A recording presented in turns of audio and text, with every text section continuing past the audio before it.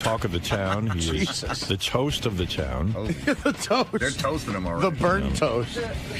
He was on the Joe Buck HBO premiere talk show, the first talk show in Joe Buck's. Joe Buck's 2 Live. Joe Buck Live. Right. You know, they're making a big deal about Artie's language on the show, and it's weird to me because, you know, they have the cat house, like prostitutes fucking but guys. HBO's schizophrenic like that. Yeah. You know, like on certain shows you're not supposed to do it, and somehow you're supposed to know which shows are for cursing and which shows aren't. What about Sex and the City? Right. They used to, I mean, the stuff on that show offended me. But then they'll have No, it something didn't. like the Bob Costas show, which never had any cursing in it. I know, but they said, okay, I mean, they said do anything you want. Well, I think they're schizophrenic in the sense that I think Joe Buck was going for more of a Letterman-esque kind of talk show where they talk sports and hang out. And Right, because if you watched it, it was the Costas show. There was never any cursing. I do believe, though, that these guys, when they booked you on the show, you know, sort of thought that you would be a talk show guest in keeping with your Letterman appearances and your Conan appearances and stuff like that. I think they probably were really blown out by the language, but nevertheless, They should have said something. Right. They shouldn't have said "go to town." They gave me no guidelines. Listen, I mean, this That's is what I mean. this is crazy. I did an interview with the New York Times yesterday. Like, I mean, About this? Yeah. well, it's a big story in the sense that you went on, and HBO is now upset with you. Right. Oh dear. And they've, in fact, I was reading the paper today. They've blacklisted Artie from HBO Sports, which Wow. I don't think. Well, geez, Artie, I'm sorry for you. I don't know how that would affect your career, but maybe it would. I don't know. Look, me blacklisted from anything could affect my career, sure. Oh, no, HBO. the HBO Sports Department's a major plank. Here's the article. HBO wipes hands of Artie. Artie Lange meet the HBO blacklist. Lange, Howard Stern's radio sidekick, is persona non grata at HBO Sports after his profanity-laced segment on Monday's premiere of Joe Buck Live. I tell you what, I never knew who Joe Buck was. Now I do. Yeah, I mean, Yeah, help them out that way. There's it's something HBO. good that came out of this. Sure. He can do, he can go do as many Howard Stern shows as he likes, but he will no longer appear on HBO Sports or Joe Buck Live. HBO Sports President Ross Greenberg told the Post yesterday. Wow. Well, that's the greatest news ever. I can do as many Howard I was Stern going to shows say, as I want. how does Ross know that you can do as many shows When as did you he want? get to get permission to do this show? He's executive producing this show. He's If the that's- president of Hollywood. Howard, if that's true, and Yes. you make that decision, I couldn't be happier about it. We don't have any interest in his world. That's a quote from Mr. Greenberg. You have your own world. Lang appeared with actor Paul Rudd, barely.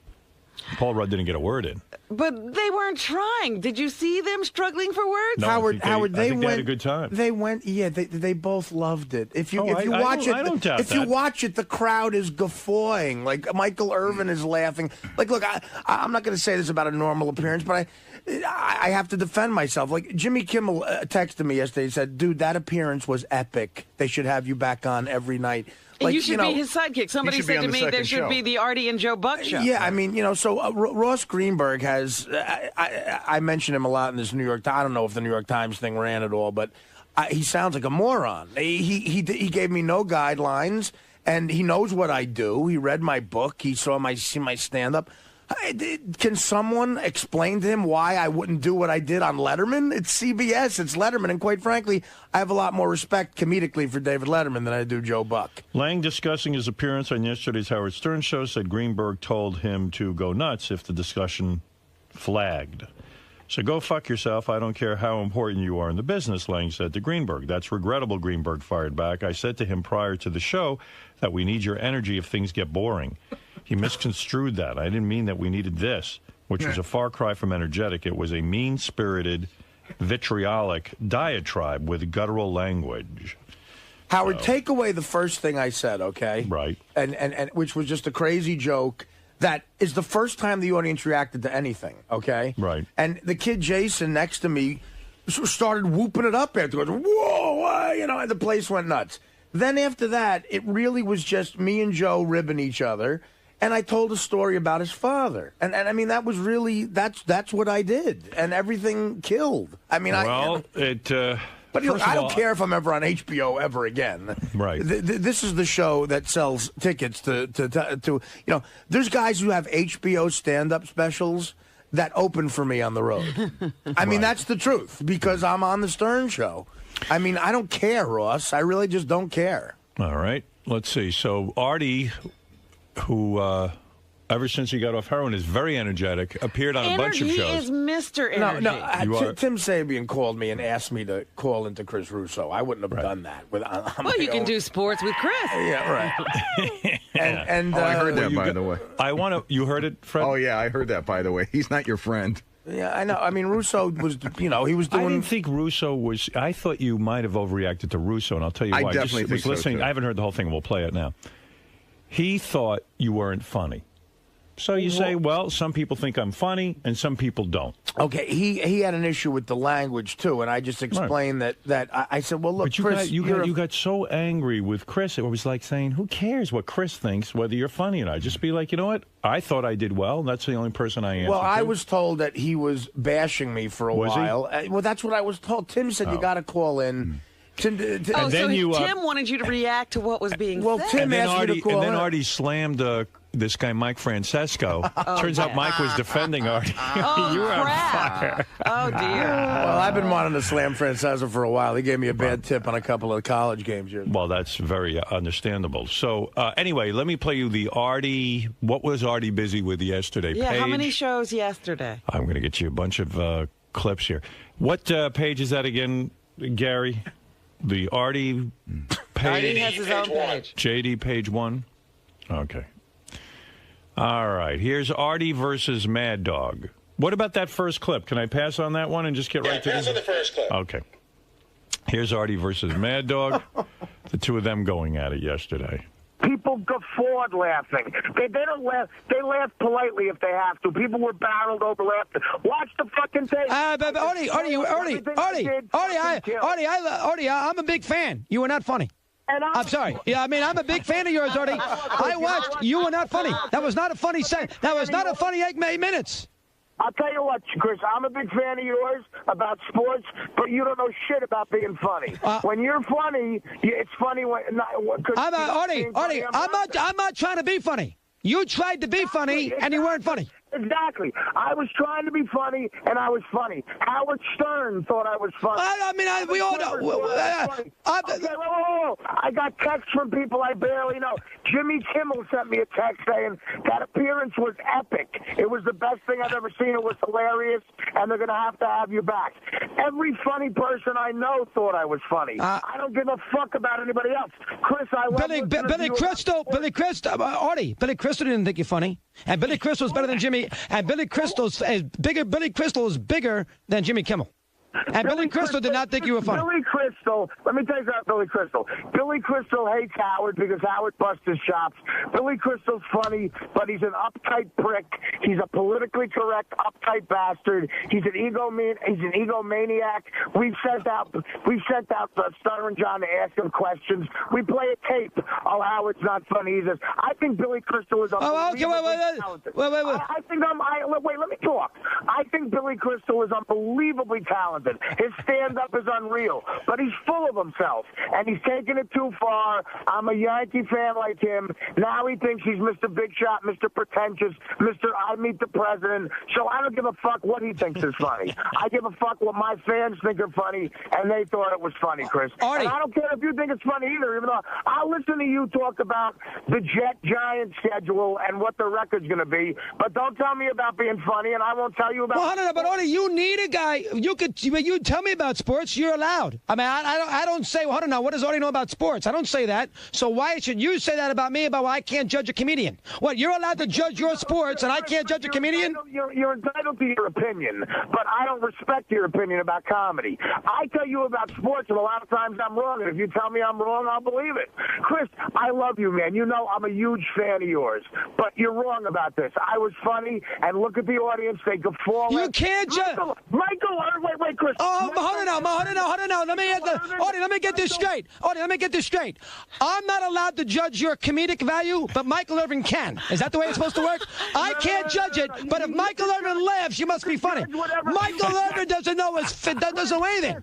Chris, you could judge whatever you want. And Michael Irvin could judge whatever you want. I don't give a fuck about it either way. I'm just saying one's right and one. Well, hold on. You brought up Michael Irvin 4 times and he thought it was funny. Well, why should Michael Irvin be able to judge it? I can't. That doesn't work. Michael Irvin's not a comedian. Well, why can't he's a football player. A retired one at that. He's got no credibility with comedy. Chris, you gonna let me talk? Or yes, go ahead. Got to answer the question, though. Because, Chris, I met Michael Irvin, and quite frankly, he's funnier than you are. That's how it is. You're funny, and you don't. Michael Irvin can't get a job in the media business. ESPN fired Michael Irvin. Nobody wants Michael Irvin on. You're making Michael Irvin's a big talent in the broadcasting field. Why the fuck was he on? Because he's a Hall of Fame wide receiver, Artie. You think he's on because he's funny? And I'm on Joe Buck Live because I'm on a Hall of Fame radio show. How'd that sound, motherfucker? Well, that's different, Artie. We're not talking about forget Stern. We're talking about your appearance as far as humor is concerned and about language and about all those things. How about going on, Buck, last night and use better language and not make everybody cringe in America? And being boring and nobody cares. Would you be talking to me right now if I went on and talked like Carol Burnett for fucking an hour or some other fucking jerk-off you think is funny like Bob Hope? You're talking to me right now because of what I did. Is Bob Uecker funny? Is Bob Uecker funny? Yeah, Bob Uecker funny? I think Bob Uecker's hilarious. Okay, does Bob Uecker use bad language? Off the air. No. In his jokes, does he use bad language, Artie? The answer is no. What the hell is he talking about? Chris, you're caught up in the 1940s, brother. I'm a Richard Pryor fan. I'm a George Carlin fan. I love Sam Kinison. I love guys who were on the edge. You don't. It's a difference. Howard Stern. And don't bullshit me, man. I used to listen to you and the Mike and the Mad Dog, and you guys would always talk when you were kissing Imus's fucking old ass. You would go, oh, Howard works blue. I don't work blue. I grew up listening to Howard, man. I work blue. And Joe Buck knew that, and he got it, and the fans fucking loved it. And today, people are talking about his show because of it.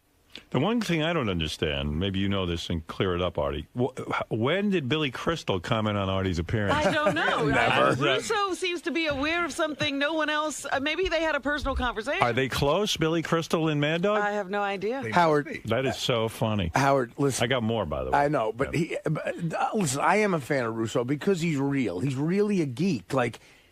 I mentioned Norm Macdonald to him, and he said, the guy on Cheers, Norm. No. You know what I mean? So he doesn't know anything about outside of sports or modern day stuff. It wasn't his cup of tea. Right, exactly. But he was yelling at me too, Howard. I mean, I was yelling back. Michael Irvin thought it was funny. He did. That funny. was fun. Chris is a funny guy. He is funny. When he starts yelling, he's just funny. I love when two guys argue over whether they were funny or not. It's the best. I mean, I've gotten caught up in that crap. Was the best. He's a football player. Yeah. Well, listen, I mean, exactly. Well, whoever's in the audience, when you're a comic, you're just happy anyone's laughing, man, you know. It seems like you're getting caught up lately in a lot of fights with people, a lot of agitation. I'm worried about you, honestly. Honestly, Howard, Yeah. I'm fine. I you? really am. But people are fucking with me. But I don't know. You think everyone's fucking with you. No, I'm fine now. You are? And I'm in therapy, and it's starting It's working? to work. It's working? Did Howard, you talk to your therapist about this? I have a shrink session today. And Good. Oh, good. How long? I love the guy. He's finally back from his honeymoon. How many hours is the session today? It's going to be about an hour and a half because I have a book signing tonight, so I have to calm down. Right. But I have so much anger in me. I do. Boy, I have anger You in me, really do. and I'm working on it. Okay. I What am. is it, Fred? I have a couple of thoughts. Book a triple session, number one. You got it, Fred. And number two, I heard that exchange yesterday, and in my opinion, Russo has no credibility whatsoever to judge who's funny and who is not. No, you're missing the point. But it's his opinion on He's commenting on what he thought was funny. But the difference in the argument, too, is he's commenting directly on what Artie does for a living as opposed to what's funny, and Artie's not commenting on what he does. What if Artie would have come out? He does. Artie says I don't say he does a Artie bad says job. he's a fan. I don't say he does, but what if he called in and says, I don't think you're doing a particularly He says good show he today. likes Artie. He's a fan, but he didn't think this performance was his best. I think that's a nice little cop-out when people want to say something shitty about you. They preamble it with, I agree. You know, I'm a fan, but... He sounds like that guy, Mark Krisky. Look, Howard, I he was gave his on... opinion. Right. Quite frankly, who cares what Mad Dog's opinion I agree with is? it. But Artie did his thing. I just want to and, say one thing. Also, his opinion is colored because his favorite comedian is Carol O'Connor. Yeah. And that's not even a joke. Well, I mean, you know, Carol O'Connor is a great And the actor, second but point- exactly, he doesn't know what he's talking And the about. second point, I Yeah. listened long after Artie had his meltdown on the air, and he admitted, I believe he admitted he didn't even see it. Oh, so then how could he claim it? You know what? That's the beauty of He Chris. did not see the show. Mad Dog didn't see the. He did not Did he watch see. the performance on YouTube or something? No, he either maybe not. he either watched it on YouTube or he heard the tapes. Or Billy Crystal called He him. did He heard not see the show. Billy And Crystal called him from the movie and Chris, set. I'll apologize ahead of time, but I believe it was about maybe a half hour, an hour afterwards you admitted you didn't see the show. I just like that Billy Crystal is discussing this with Mad Dog. It would have been nice if Billy Crystal could have said it in his own words. Hey, Howard. Yes. First of all, before a Springsteen concert, I went on Mad Dog's show a couple weeks ago. Right. And what I did on the Joe Buck show compared to what I did on Chris Russo's show looked like Romper Room. I mean, and he hugged me afterwards and said, that was great. I loved it. I mean, what you know, I mean, this is satellite radio. I am a dirty comedian. I admit that. I'm not as smart as Jerry Seinfeld, I guess. I'm not as smart as... But when you go on, let's say, Paul Letterman or Conan, you do not work dirty. You're able to do both. I can do both, That's yeah. right. But on HBO, I figured, what the hell? Let it loose, man. Right. Why not? All right, here's Artie versus Mad Dog round 2. Oh, boy. Artie, can we calm down with the language on that kind of show? Can we do that? Listen, it's HBO, Chris. I will never listen to you with comedy advice, okay, buddy? You pick up my DVD, I curse like crazy. It's rated NC-17. But I know when I buy your video. Artie, I know when I buy. I'm not going to your fucking kid's 8th birthday party. Well, what am I supposed to do? Turn off HBO? I know if I buy your video, I know what I'm getting. I know when I sit there and buy your book, I know what I'm getting. It's HBO. Artie Lange on HBO. What do you think? You're going to hear me through a psalm from the Bible? You got to be. Are you that stupid? You can't calm down. Artie, you can't calm down. Artie, you can't calm down a little bit? You can't calm down a little bit right now either? I'm fine. You can't calm down a little bit, Artie? You're not fine. You're not fine. You know what, Chris? No, I like to go over the line. I like to shock. I like to be funny. I like creating uncomfortable shit, and I love conversations like this. This sells books, man. I'm a businessman, too. My book went through the roof. I'm #1 on the Google Trends today. I don't give a shit about shit that much, except I want to be funny in my own way. I'm not censoring myself for anybody. This is like Lenny Bruce shit, man. Lenny Bruce got arrested, so I'm allowed to curse on HBO, and I'm going to fucking honor that. Howard Stern went through hell to be able to get me to... Howard Stern got FCC fines. Howard Stern's the reason you're allowed to talk like this on the radio right now, and I'm going to honor that. I'm not using bad language, Artie. Artie, listen, I love Howard. I don't use bad language during a talk show. You love Howard. There was different shit going on a few years ago with you and your fat fucking... Oh, we got to leave Mike alone, Artie. Please, that's not fair. Don't get on Mike. It's not his fault. Mike's fat ass is giving me shit. I saw Mike once at a Knick game. I couldn't believe they didn't sell him 3 seats. His ass was so fucking... Oh, Artie, come on. Don't pick on Mike. What did Mike do? Mike didn't do anything to you. I'm not picking on Mike, but he's picking on me, so I'm hitting... Well, when is he picking on Artie? Chris, let me tell you something. I'm from the streets. You hit me, I'm hitting you back. When did Mike pick... In 20 years that I was with Mike, he never mentioned you once. When did Mike pick on you? I got a bunch of phone calls saying Francesca's stressing you, so guess what? Did you... Artie, did you hear it yourself, or you going by what your friend told you? Oh, right. I'm sure my friend would call me up. Well, I mean, people like to cause... Artie, people like to cause dissension. Yes, friends will call up. Yes, friends will say... People say things to get a reaction. That's what people do. Chris, don't teach me about radio. I know people make shit up, but there's no way. I guarantee you Francesca gave me shit, just like you're giving me shit. Not in 20... Artie. I give a fuck about Francesca. I give a fuck about you, so I'm calling in. That's it. I mean, I don't have proof, but you know what? Whether I have proof or not, Francesca... listen, here's what I'd say. Listen, one thing. Whether I have proof or not, Francesca still has a big fat ass. No, I mean, listen, heavy. I'll buy that, but I mean, 19 years, and I worked with Mike for 19 years. He never said a word about it. He never. I know. That's not what I'm talking Well, the about. last You 8 listen to months, me, if he I'm said talking something, about I don't know that. He didn't say a word about me because I'm not famous enough. But today I made news in his fucking world, so he said something. So I'm Oh, I saying said back. something. So now you didn't tell me that. You said something today? You said something? Yeah, I just tried to, but you keep screaming like a crazy person, like Bruce just started playing Prove It all night. I mean, shut the fuck up and listen. Francesca trashed me today, so I'm trashing him back. Oh, I didn't realize. Well, you didn't say. I didn't hear you say. Nobody heard you say today. I thought you meant over the years. Because you're screaming too loud like a fucking broad. Calm down. So then Artie was done and then called Bad Dog back to apologize to Francesca. First of all, I don't know what happened because 40 people told me Francesca trashed me, and then a caller called up and said that he didn't. So no, I don't know what happened exactly. So here's Artie apologizing. Calling back with an By the apology. way, Howard, Yeah. that was the most ridiculous conversation I've ever heard in my life. Crazy. It was Artie, nuts. go ahead. Chris, I'm sorry. Listen, the guy who just called up and said Francesca actually thought I made the show good. Now I feel bad because I made the mistake of listening to a friend. I apologize to Francesca. I don't know the guy, but I'll tell you what, he's right. It was a bore fest. It was a snooze fest, and maybe I thought I had to hit a home run instead of a double to right. So maybe I turned it up a notch. And again, this is where people are wrong. I didn't call Buck a cocksucker. That's not what I did. I would never do that. I made a joke about a website. I would never call him a cocksucker, all right? It's a difference of opinion. I'm sorry to Francesca, but Francesca's right, Chris. It was a bore fest until I started talking. And I'll tell you what, I don't think I'm Richard Pryor. I know I'm not that good, but I do what I do, and I'm trying to make a living. I went on there, and I did it. And a lot of people who I respect, including Howard and Howard's honest, man. If Howard thought I sucked, he would say I sucked. Howard didn't even see it, right? Howard saw it and listened to it, of course. He saw it live, or did he see it after the show was on? No, he saw it afterwards. But he watched it. He watched the whole thing. And look at it. Chris, look at it. Buck is laughing when I'm doing his father. They cut to the audience. They're not laughing in a fake way. Michael Irvin's now. Both of the kids next to me are laughing, Chris. I know you don't like it, but look, we have a difference in opinion. I apologize to Mike. I did what I had to do. I'm trying to make a living here, brother. I'm trying to avoid becoming a longshoreman again. And I tell you what, I'll keep doing it if it sells books, but not just because of that, because it's true to whatever. You want to call me an artist? I don't think I am, but I'm true to this the way Richard Pryor was true to his honest comedy. I will always do this, and I'll always listen to you, Russo. I won't bother you again. I love you. I'm going to keep listening. Thanks for taking my call. Artie feels bad now.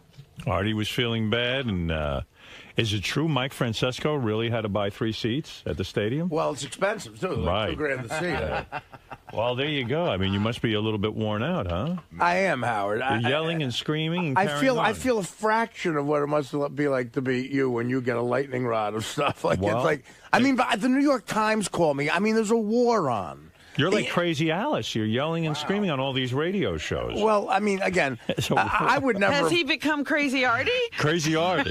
Shut the fuck up, crazy motherfucker! Fuck you, motherfucker! Chris Russo, fucking cocksucker! Chris, you ain't no Italian. You ain't no Italian. Fuck you, hi, Fred. Dick, don't you? You suck dick, don't you? I leave a death cocksucker. Listen, Howard, I wouldn't have This is called. what, I wouldn't have called if Tim asked me to call. What I thought was really wild was that HBO now, on their website, bleeped the entire thing. Like Oh, they have bleeps in it? They're uptight about the language that was used. I which- guess their sports area is where they don't curse. I guess. I don't know. Well, I think they want to be, they're a little schizophrenic, as you said. They want to be a bunch of different things, HBO Sports and HBO Regular, and, they're the dirty channel. Here's the crazy thing, Howard, and I've said this before on the air. I am such a fan of HBO Sports. Their documentaries, Thriller in Manila, like they are. Liv Schreiber does all of the narration. They did a thing about the Oakland A's and the Raiders in the '70s. It's one of my favorite things ever. I own it. I love HBO Sports. I love Bob Costas. They don't love you. But they don't love me. So there's a lot of people I love who don't love me, by the way. Right. But anyway, let me just say, and I told this to the New York Times last night. Here's exactly what Ross Greenberg said to me, okay? And I'll tell you what Joe Buck said to me, too. And there's witnesses to this. He said it in front of a few people. And he's not going to like this, and I don't agree with this, but this is what he said. He said, look, Art, with a big smile on his face. Ross Greenberg. Okay. With a big smile on his face, he comes up to me and he goes, listen, man, if these two guys get boring, you go in there and put in some energy, and you're the cleanup guy, Right. And he said, if these two guys get boring, Right. And Paul Rudd, who is a talented guy, and Greenberg claims that what he meant by I didn't say go nuts. Right. I said go nuts. That was right. He didn't say go nuts. He said give if it these some two guys energy. give him some energy. Now, Joe Buck in the green room in front of a bunch of people said to me, listen, give it to me, man. Let me have it. Oh, yeah? Yeah. He said, let me have it, man. That's what this is Like about. roast him, kind of. Yeah, well, no, he just said, let me have it. I don't know what I mean. And so if you say that to me on HBO, what does he think's going to happen? I don't know. I guess you're right. The first thing was a little strong, but then I made. I told a touching story about how much I loved his All father. right. Well, listen, you. Everybody forgot that, Artie. I know. That's right, Art. I was reading a guy named Tommy Craig's column in I think this is from Miami, but I don't know. I don't know where he writes a column, and he said that he thought that Joe Buck's phony outrage over Joe Buck's show is ridiculous, that having Artie on He invited Artie. He invited Artie. Artie was wild, and that's what they could have expected. And Joe Buck now distancing himself from his own show is sort of a wild thing in itself, that this is your show, and you kind of wanted this, and now you're conveniently saying you didn't want it.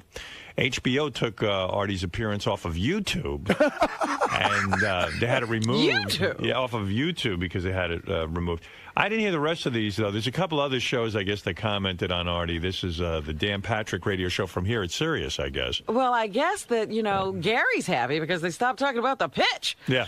Well, at least I did something manly. No, I was offensive.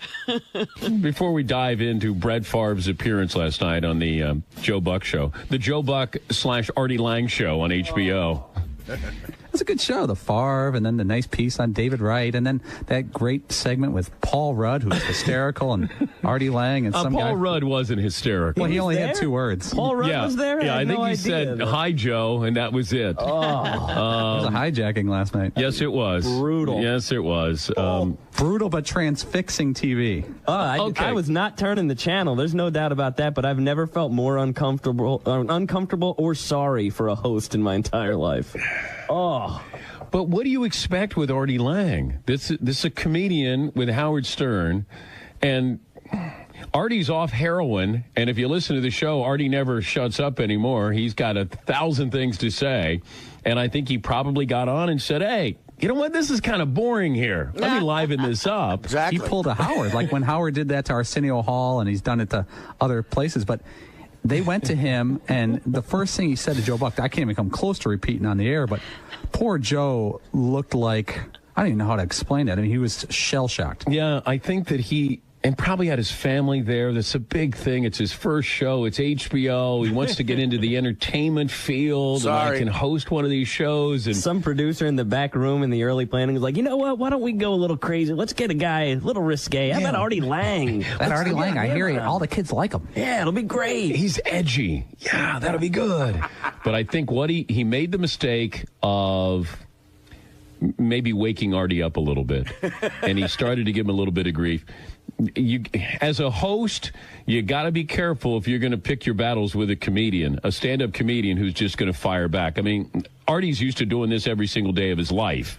And I think that's where Joe found out, especially the websites that Joe apparently goes. Joe's 10 and 15-year-old sons, by the way, were in the audience. Oh, dear. I wasn't told that. Oh, dear. Why would that have mattered? Well, you know what? You know Maybe. what? They're a little less innocent today. Artie Lange, you would have thought that he went on kicking and screaming, like he didn't want to go on the show. That's the feeling I got. It's like, I don't want to be here, and I'm just going to start taking shots. I'm bored. I'm going to start taking shots. And the funniest part was he just says some really off-color stuff for about 2 minutes, and he goes, but, Joe, I love your father. He's a great broadcaster, one of the best, old school guy, didn't take any BS, and starts complimenting his father, but still throwing in swear words as he's complimenting him. I thought it was Joey Buttafuoco when I first tuned in. I did. I saw Artie. I went, it's Artie. I thought it was Joey Buttafuoco there. Hey, Marie, you're on the air in El Paso. Hi, Howard. Hi. I love you. Love you.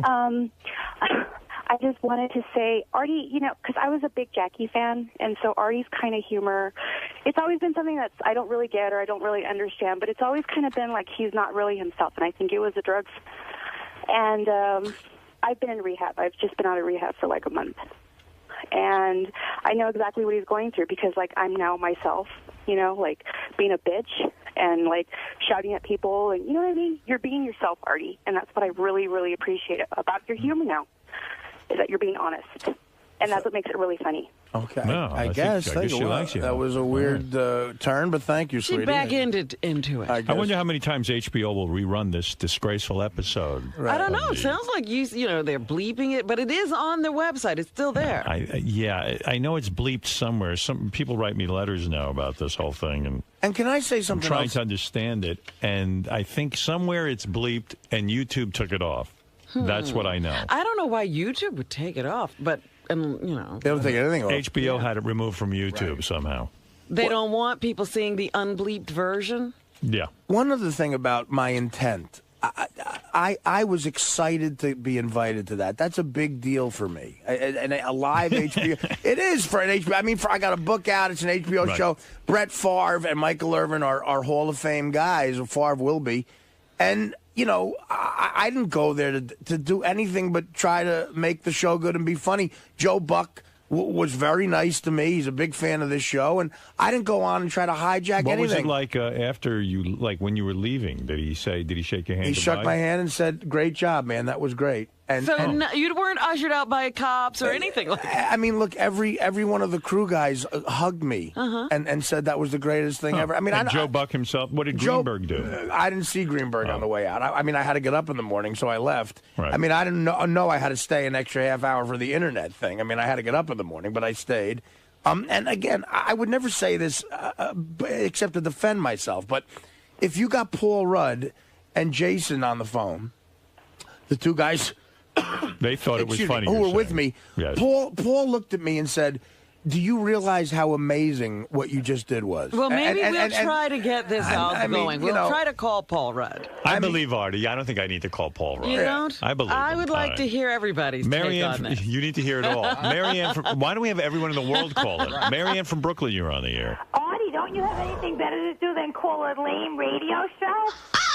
What do you mean? He's promoting a book. He's calling Mike and all these shows. Like No, he called Mad Dog because Mad Dog to promote his book. Tim asked him to do it. Oh, but Howard, can I ask you something? Do you think that Artie using your name like Howard said it throughout this whole thing, are you upset about that, or it doesn't really matter to you? No, Artie works with me, and he's quoting things that I said. I said I thought it was funny. No, I'm talking about on the shows. Like he says, Artie's my boss, and Howard's my boss, and I'm only going to listen to Howard, and I only listen to the great Howard. That's what he keeps saying, almost like you're his father figure, and he's got to put it out there like you have to protect him. No, I think it's a way of him saying that he works with me and respects my opinion. Well, that's nice. I have to say one more thing. It's not such a big deal, Artie. Life goes on, you know what? And you should just chill out because you're trying to be in, rehab and stuff.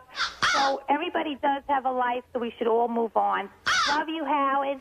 All right, Marianne. I am chill. I'm very calm. I've read a lot in the internet and stuff, and it seems like that man you're talking about, he said that he really wanted to kick you off, but because he promoted it so much, he wasn't going to do that, and that you were supposed to give energy and not that kind of raunchy, crazy behavior, because I think the reason... All right, very interesting. David, go ahead. You're on in Toronto. I just want to tell Artie, he's like a road that's been paved twice. Retard. You are less Italian than you are funny. I think you should concentrate on that. And the title of your new book, if you understand Italian, should be Ciabatta. It means fat little fuck. Well, not an Artie fan. I don't understand what he said. Sounds more said. like... I think this is Mr. Greenberg on the phone. He did a great joke. You hear him? A paved road, retard. Retard. Yeah, no, that was a good one. That's funny, man. Can I use that one? Howard's my boss. Yeah, you right. can use that one. Thanks, buddy. You can use that one, and maybe you'll get a laugh. Right. I never get laughs. People laugh because they're I never get laughs. Doesn't mean you're funny. Oh, okay. What would mean you're funny? People not laughing? No, it would mean people laughing because you said something that was actually humorous, not belligerent.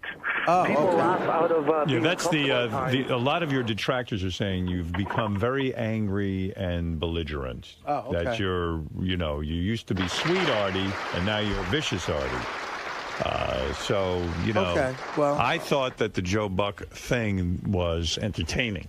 Now, I don't know. I don't even believe everyone's carrying on like this. I can't believe it was either. Very controversial. We had no idea that they would be debating this all over everybody's ear. Listen, if I was on there with Barack Obama, I would not have said what I said. Okay? You said it was a setting where you felt comfortable enough to do your thing. Exactly. All right. I'm sorry, guys. Now, were you excited by all this, or were you upset by it? What happened yesterday in your life? Were you turned on by all of the attention, or were you turned off to this? I have to admit, Howard, I was turned on by it. You liked it. You liked all the attention. It's exciting. Did Team Lange come together and say this was a good thing? I haven't met Team Lange. Did you discuss this with your agent? Did you discuss it? They all think it's great. That's what I was talking about. Because That's Team Lange. because the book apparently doing well. Went through the roof. So that's what you want. Yeah. The so book, you got what you needed. Well, I mean, it's publicity, right? And so you weren't having any sort of second thoughts about it, doubts? No. You feel good about your appearance there, and Howard, listen. All I can go by is I've done a lot of talk shows, okay, right. And I've done 1,000 of these shows and whatever, and I've done a lot of things in front of an audience. I thought it was great. Right. So that's all you have to worry about. And I've been on yourself? And I've been on before, and I've thought I've been bad too. Why defend yourself? That's what you've got to do in therapy. You got to say, listen, I thought it was great. That's what I did. I stand by it. Well, that's it. People are. Don't get affected by everyone's opinion. I'm not affected by it. Good. Really, I'm sort of just sitting here and people are coming to me. People called me. Tim called me and asked me to call Russo. I look, and everyone gets into this business because you want attention, and of course I was turned on by it. I was glad to hear you say you were a narcissist. I think your numbers would be higher this week than mine. I'm a narcissist. Absolutely. He might be higher than you. Yeah, you might be a little above a 34. Right. Robin, look, anyone who gets into comedy, think about what a comedian says to the rest of the world. Look, guys, I don't only think I'm interesting and funny. I think people will pay to fucking hear me. I mean, of course I'm a narcissist. But I was going to ask you something. You would never go to your therapist to evaluate a performance, would you? No, I wouldn't. But I might go to my therapist to understand why I'd care so much. Right. I see. Okay. Right. In other words, when I go into therapy, I have had issues where I care what everyone thinks. Mm-hmm. And we get into that. Why care about... that's a different issue. I thought you were saying maybe you should talk to your therapist about, whether this was funny or not. And that's not what you're going to do. No, I think Artie needs to deal in therapy with a lot of issues. This isn't one of them. Right. What would he be talking about in relation to this, though? His anger, he is lashing out at anyone who criticizes him, which is understandable. Mm-hmm. But the anger is so off the wall. Right. Well, you know what? It's crazy that it's making his life like a little bit unlivable. And I would guess, if I may play shrink here, that all of this excitement, all of this fighting with everyone, all of this turmoil is keeping Artie from really getting to the things that bother him. Absolutely. Yeah. Well, He's keeping himself busy. You're 100% correct. Right. Something about that, though. I remember going through an anger phase. Yes, I remember that in phase. the few months that I did therapy. Yeah. And then cured yourself. Before I quit. Right. Before you declared you were cured. Yes. And that's one thing that happens. A lot of your unexpressed anger just rises to the surface, and it is a little bit uncontrollable at the beginning. Oh, it's horrible. And what is that famous quote by Richard Nixon, like, your enemies only win if you get mad, because then you destroy yourself. You know? And look, Howard's right. I have anger in me that's tremendous, and it's about a bunch of things. And thank God I found a therapist that I like. Like, I really like. I call him on the phone when I can't see him. If I'm on the road. So I'm working on it, man. I believe that you need to be in therapy 5 days a week for now. Okay. Now, I'm not making a joke. I don't understand. Is it structured therapy? What are we talking about? It's a psychotherapy, I believe, that Artie is involved with. It's intense. And it's But is it structured? Like we see each other on this day at this It's hour? twice a week based on his schedule and mine. Based on based on You know, don't have in a set appointment? In the beginning of the week, he'll say, I have this day and this day, and I'll say, okay, let's do it that way. What about locking into 3 or 4 times a week at a set time? I'll bring that up to him today. Yeah. Okay. That would be the move because I think you could, get through this a lot easier, maybe dispel a lot of that anger. I think he's in therapy. I think I'll get through a lot of money too.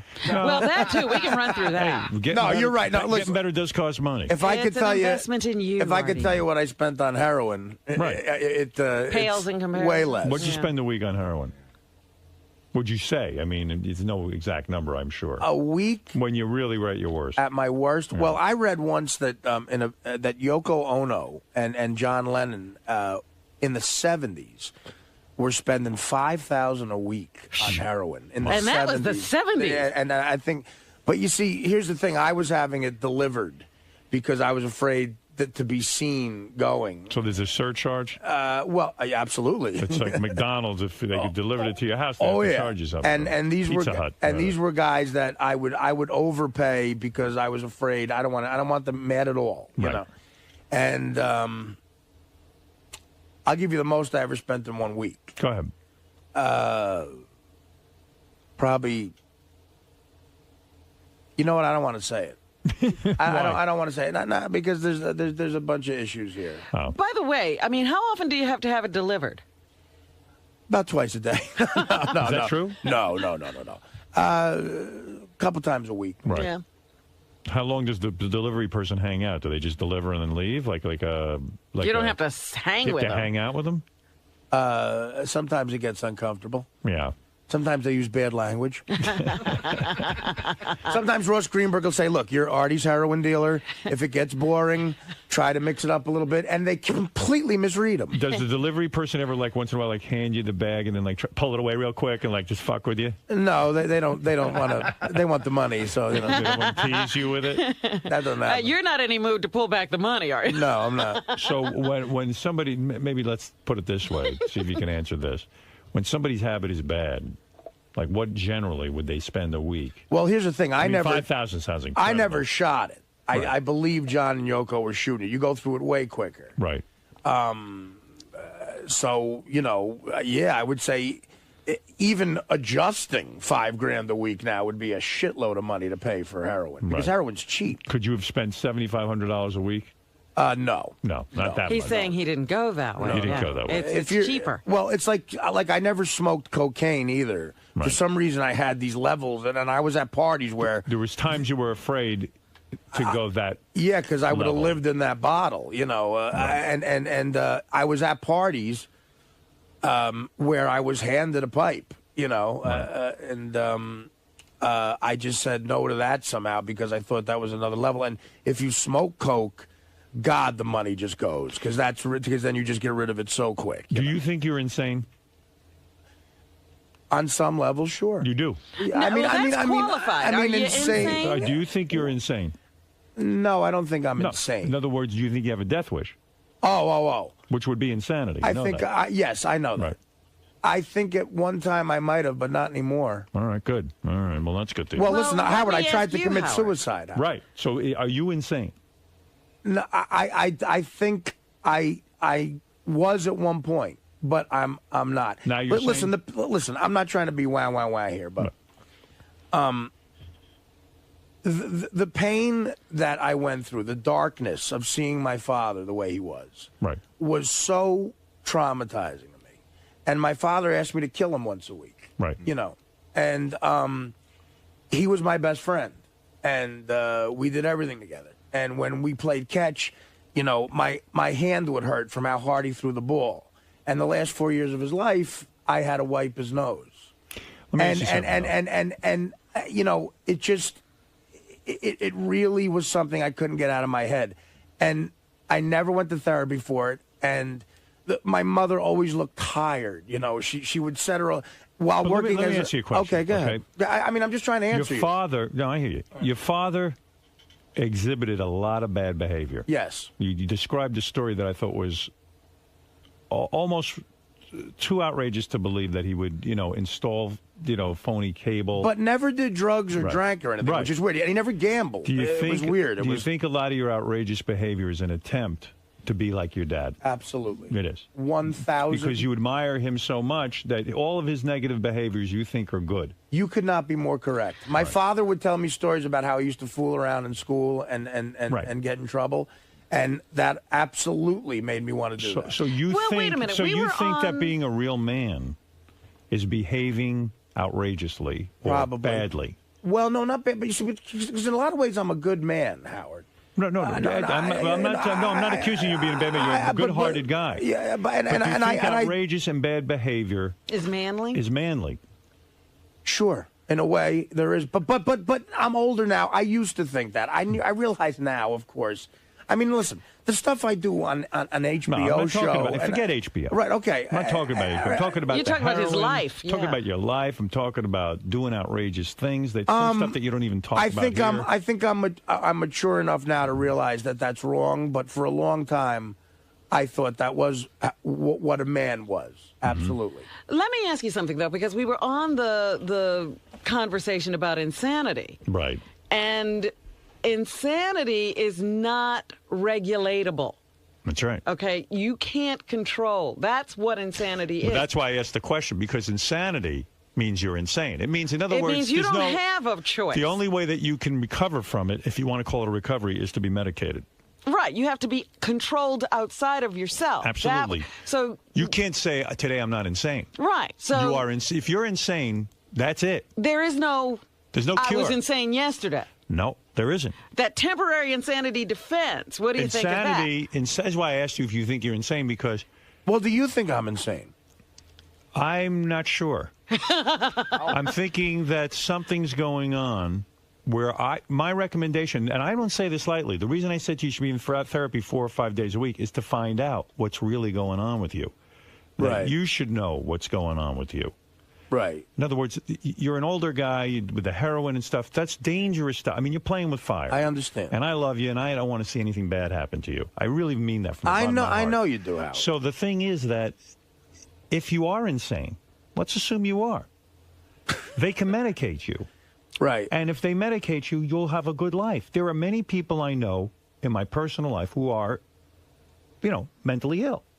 And people go shocked when you hear, mental illness. Oh, blah, blah, blah. Yeah, let me hit fuzzy I don't hills. want anything bad to happen to you. So if you are mentally ill, they should medicate you. If you're not, then you got to get to the bottom of this anger. But let me ask you something. Go ahead. Let me ask you something. Right. Because you tried to commit suicide, and that scares me. But I tried to commit suicide because I had just done coke for 3 days and I ran out of it. And so you might not be insane. I don't think I am. But taking coke for 3 days is insane. I know. But so everyone who does coke for 3 days, there's a lot of people who do that. I mean, and they're not all insane. I don't think I'm insane. I don't think I'm insane. Artie, sometimes the drug taking is an attempt at self-medicating because of course it of is. insanity. That's what I'm saying. Well, all right. That could be behind the drug use, But okay, and that's it could be. I'm not a completely doctor. understandable. Yeah, I don't know. I understand that. Right. But I'm not on any medication right now. Right. And for a couple of weeks on the show, I really was out of my mind, ruining interviews and shit. Right. And do you feel I've made an adjustment there? No. No? No. You've made some adjustment, but not Well, really. some adjustment. Not really. No. I don't think so. But some adjustment. Some. Right. Right. So I think you're having a hard time controlling yourself. I'm going towards the. Yeah. I think you're doing better. I just think that what I'm worried about. That's on my own. So, and I'm going to keep and listen. I will keep trying to do that. There's something going on though that concerns me. That in doing your own rehab, I think you're going through a tremendous difficulty right now. You came off heroin, which Right. I applaud you, and I think is unbelievable. I mean, an amazing feat, because anyone who understands addiction, that ain't easy. Oh, no. This is the hardest thing you're going through. It's not just the drug. And I don't think you even know inside of you how, forget the physical addiction, Right. the psychological addiction. That emptiness now, that void that isn't filled, has to be filled some other way. Well, it's the Charlie Parker quote. They can get it out of your blood, but they can't get it out of your brain. Right. When you're But an not only addictive person. that, whatever you were taking it for, you're now subject to having to control right. or You're face. feeling things. Thoughts are creeping in that the heroin would dampen. In a way, you were medicating whatever it is that's bugging you, whether it is insanity, whether it's just the death of your father, whether it's the combination of everything that goes on, the pressures of your life. Whatever is going on now, you're starting to feel. Right. And I think that's a hell of a thing to have to go through on your own. I know I have trouble negotiating my feelings. That's why I'm there 3 days a week. I can't imagine what it's like for you coming off heroin. That's why I'm saying. Well, I am going. I'm going, and it's 2 days a week now. But I'll tell the guy I want more. I believe you, Howard. I'm telling you. I think that I'm worried because, listen, you're a dear friend. But aside from working with you, forget the work. I'm talking about you're a good-hearted human being and a good man and a funny guy and a talented guy. And I think that this is a lot of pressure you're going through right now. It is. I recognize that. Thank you. But you got to get assistance. I mean, you got to find out what's going on inside of you, because no one can do that on their own. Very few people, so, unless you're, so self-evolved that you can figure out what's going on. And I'm not. And I'm not either. So I'm not trying to set myself as an expert. And there are some people who it's just a drug thing, and they just get off the drugs, and they're fine. But if the drug was something to cover up something else. Sure it was. That's the hard part. Yeah. You see, let me tell you something. Well, this is why I enjoy therapy now, and it's working. Just this conversation makes me feel better. Right. It does, and I appreciate it. Right. Well, because people care about because it's with people I respect. Right. Okay, and I respect this guy a lot. Good. And God, is he a wise soul? But here's the other thing: you also tend to turn everybody into either they're the greatest or the shittiest. Worst. All right. He's a man. I understand. He's got expertise in this area. Right. He's going to sit with you. Some days you're going to hate him. Some days you're going to love him. Right. But he knows what he's doing. I know the guy's credentials. Yes. I was involved with that. I know the guy's address. He better know what he's doing. Right. He better, because there's a lot of money going on. Yeah, but as I said when you were first talking about it, it's a commitment you have to make to go through the rough patches and this lovely honeymoon. Right, this is a honeymoon going phase. On here. I went to my psychiatrist and I said, I can't fucking stand this anymore. I don't want to be here. I want to get out. And by the end of the session, I felt great. So it was like, you're always going to have those feelings you want to get away from therapy. Right. I just say, look, who the hell knows what's going on? You've had a volatile past, the horror of your father, as you point out, and who knows what else went on there.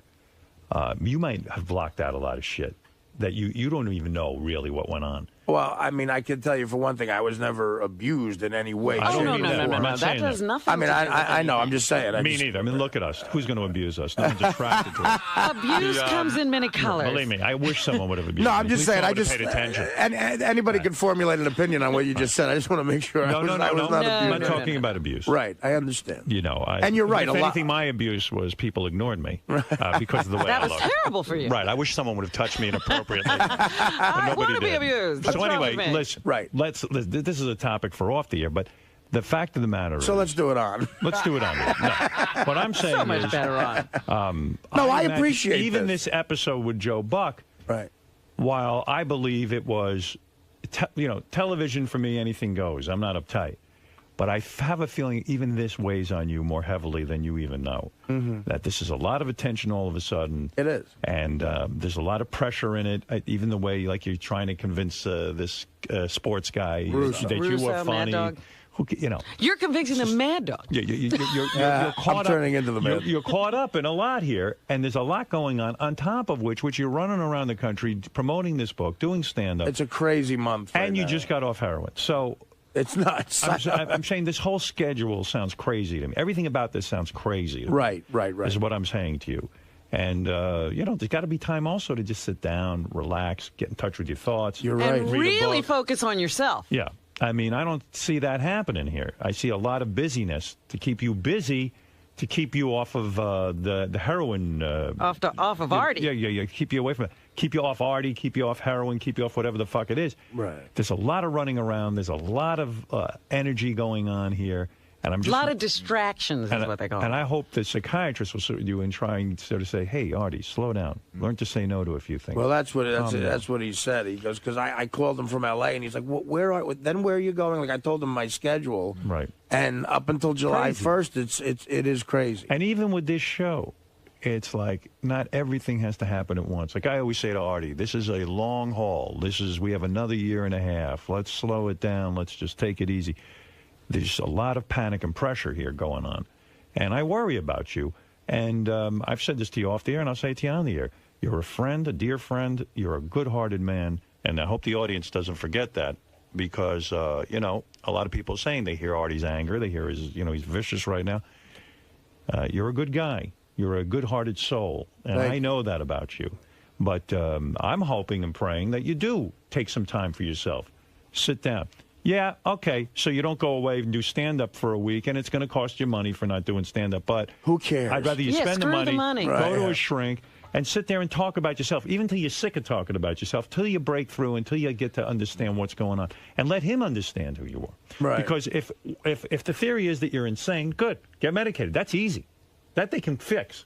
If it's not insanity that you're doing this to yourself. Howard makes this all. Not everybody is capable of dealing with the medication either. That's right. It's not that easy. No, what I'm saying is this is complicated. So what I'm saying is, I don't think Artie's insane. I don't either. But I'm saying is, go get if I was insane, Howard, I don't think you'd keep me here. I mean, you don't know that for sure, Artie. I've seen him hire insane people. Yeah, but you know what? I'm sitting 2 feet from him every day. They couldn't keep the job. Insane people, you know, listen. Right. I'm being dramatic for purposes on the air, but the fact of the matter is, we don't know what's going on inside of you, nor do you. You know what? You're right. I don't know what's going on inside of me. That's what's scary. I'm having somebody diagnose me and help me. And you know what? And for years, I pushed that away, and now I'm embracing it. All right, there you go. And it's a lot of credit goes to you for that, man, and I appreciate it. You found the guy, and I love the guy. Well, Artie, as important as all of this is. Yeah, but the one thing I would like to say is, you know, because I much like Artie, I am fascinated by people who are out of control, you know, because he's always talking about, you know, his hero, Keith Richards and John Belushi, and, you know, every hero he has, Charlie Parker, they're all crazy. And they were literally insane. That's right. And I was watching that Hunter S. Thompson thing, or Thomas, whatever his name Hunter was. S. Thompson. Fear and Loathing in Las Vegas. Well, I wasn't watching that. I was watching a documentary about him. Yeah. And the man's brilliant, but he's in pain every day of his life. And he's taking these drugs to try to get out of his own head. And eventually, you know, it took a long time, but he eventually killed himself. And it was like, you know, that's what I worry about with Artie, is the darkness. That's right. That severe. Well, that's why it has to be diagnosed. Well, you know, and you can't get diagnosed in a day on something like that. So Hunter S. Thompson, I believe, blew his head off at the age of 60 because that's the exact age Hemingway did. I think he said Hemingway blew his head off when he was 60, and that's what I'm going to do. Believe me, guys, I promise you, I'm not in that place. I'm not there. All right, I'm not. That's there. good. I'm far from it, as a matter of fact. I might be annoying, but I'm happy. By the way, as important as all of this is, there's something more important to discuss. Everybody is here for the Bang My Dad update. By the way, I saw these people. This was so funny. I saw them on the street yesterday as I'm driving. The two daughters and the father, and he had a smile on his face. Yeah, well, we'll find out what happened right after this. Let's take a break. Everybody calm down. Wow, that was a rough hour, man. Well, listen, you're the toast of the town. You're the man of the hour. I don't even care about that shit. I mean, I appreciate the last 10 minutes here, but... you know, I promise you, I'm doing better, and I'm working on everything really hard because I want to be alive forever now. Yes. And I got a second chance. The doctor told me I'm lucky to be healthy. Like I always thought I was going to die from health issues, and he said, no, if you can control your anger and stuff and not destroy yourself, you'll be around for a long time. You might actually live. And I want to live for a long time. Well, that's good news. All right. Not to everybody on the Stern Fan Network, but I do want to live for a long time. Right. The Stern Fan Network wants everyone dead. It is weird that it's getting this much attention, though. I mean, Joe Buck, if he pretends to be upset about this, I really think it's stupid. But again, I don't want to show any anger.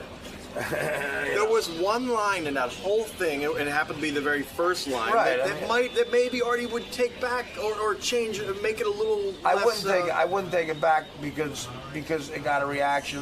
But Scott's right, it was strong. But if you take that line out, I don't think there's that much of a deal right now. Yeah, but I mean, look, I said the jizz line during the internet part. that's internet. Maybe we're desensitized because where we were, but I tell you, we all fucking laughed. And everyone in the crowd was laughing. Yeah. I mean, did you hear me bomb? I didn't bomb. You know?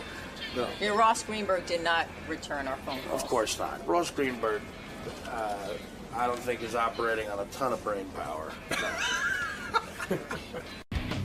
Oh, you had your physical?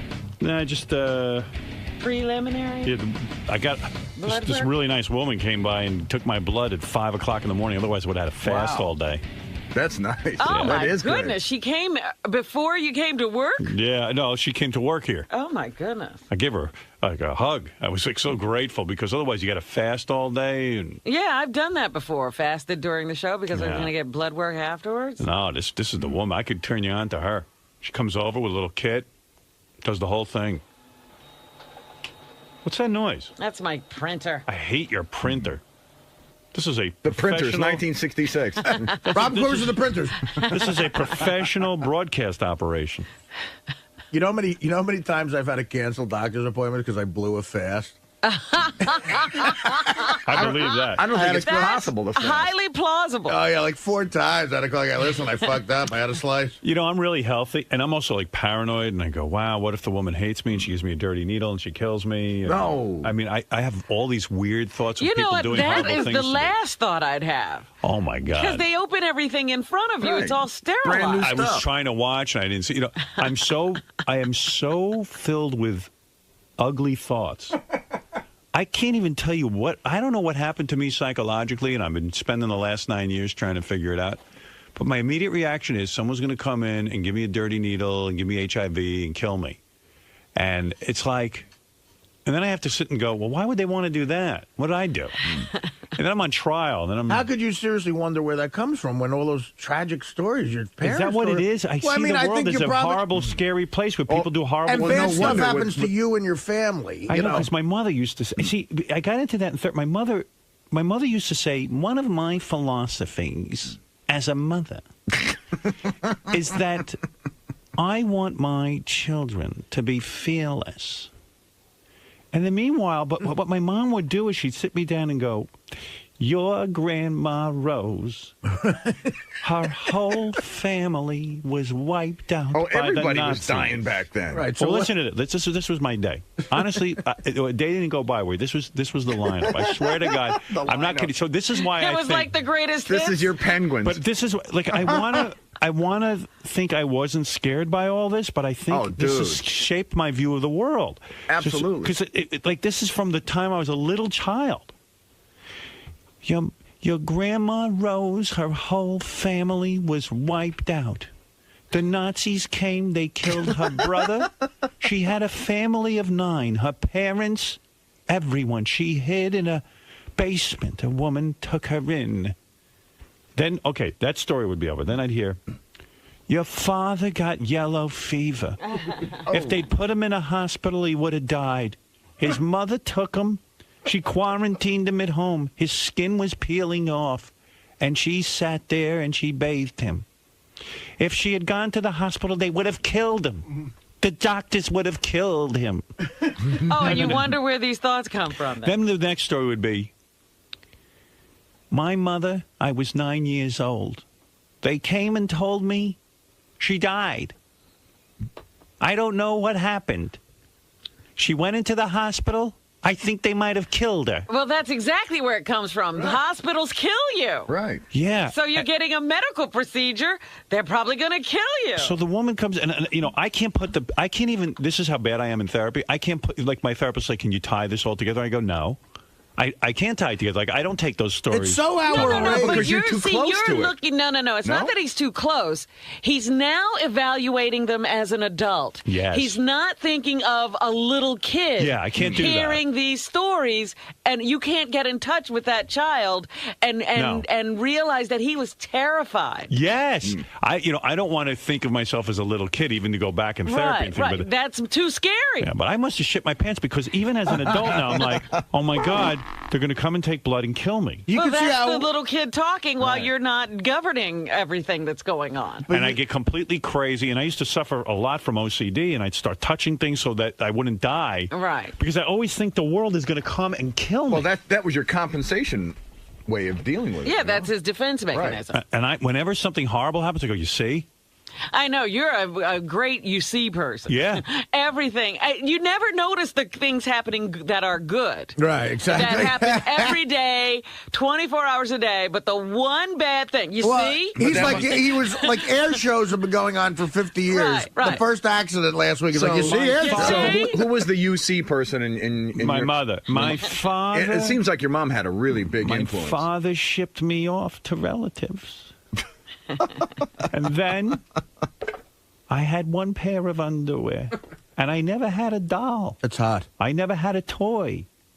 Now, I don't remember my childhood, but I remember my mother's childhood. I could quote my mother's entire life. Well, because your childhood was listening to your mother. Right. Yeah, we see what your childhood I don't was. remember having a childhood. I remember my mother and father's childhood. But you see, you're afraid of hospitals. You can see how people are raised, even how racists they're raised, because like some parents teach their kids like black people will kill you. Yeah. Well, yeah, it's an indoctrination to a child that's like a sponge. They're just soaking it in. They have no ability to say, that's a stupid thought, that's a good one. They just have to take it all. Like my father would be like, if I could have had the advantages you have, I didn't have a shoe. So it's like they were angry at you. Yeah. For being born when you were being born instead of being happy for you. No, they were not happy. I didn't have a shoe. And you would... Not having a shoe would piss me off. You go to school. I couldn't even... My parents wanted me to drop out of school. And you don't even go... You don't take it seriously. And I would have... I give you piano lessons. I would have killed someone for a piano lesson. I had 2 left shoes. I walked around in a circle. And then we had no food. And your grandfather... We would light fires in the street for heat. And then we had to move every month. We couldn't make the rent.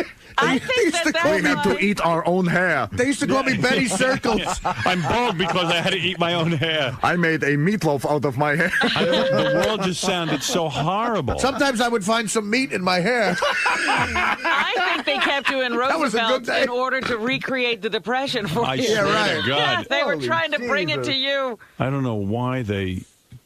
But I am so afraid of the world. Like the first thing I hear, I have to have blood, and I go, well, the person's going to kill me with a dirty needle. You know what you should do, Howard? It's like, and I have it's so horrible, and it tortures me over and over. The reality, and maybe your parents should do this too if they haven't already. Did you ever go to the Tenement Museum on the Lower East Side? No, I don't need to go. They don't need to go there. No, I mean, I'll tell you. It is fascinatingly horrifying. My life... You would think I grew up in the tenements. Well, because my father brought every detail to life, and if my father didn't do a good job, my mother would then sit there and chant like a rabbi after school every day. Then I only had my sister, and when my sister died, I lost everything. It was almost like those recitation of prayers, where they go through the stages of every part of their lives. There was nothing in a recitation. Good. There was nothing good in the family history. Then, when I wanted to marry your father, my father said no. He didn't want to release me from the house. He liked having a servant. Oh dear, she was a servant. And then your grandfather remarried, and finally I had a mother. But of course, that relationship ended. And I had no mother. I mean, you hear these horror stories. I'm like, oh, my God, I want to weep. Everything turns out bad, no matter what. Everything bad. And I'm like, oh, my poor mother. Like, I identify with my mother so much. You would think I lived my mother's life in her shoes. I want my children to know everything. But I want you to be fearless when you go out into the world. Even though it's good, everything's going to come crashing down around you. There isn't a day I don't think Nazis are going to stormtroop through the house. You should hear it. Your grandma Rose had no one. All taken from her. And then your father's family came from Europe. In Europe, there were 4 children, 3 girls and a boy. They all died. Well, it was just they came over, and then your grandparents started another family. Again, 3 girls and a boy. I'm like, they all died in Europe? Yes, they all died. And then my father would chime in and go, things like ear infection. We had no medicine. And I'm like, what? And all the kids died? That's right. And then your father got the yellow fever. He was quarantined in the house. If they'd sent him to the hospital, he would have been dead. Thank God they found each other. That's right. I'm like, oh Two my people God. who could share the misery. I got to tell you something. I live in a world filled with fear. But you know what? think- Yesterday, when you brought up you were talking about some charity thing for the Reeves Foundation. Yes. And then And the you- Reeves found it. And you started going, you went through this litany of nightmarish things that happened to him. Horrible. Horrible. Horrible. As if nothing good ever happened.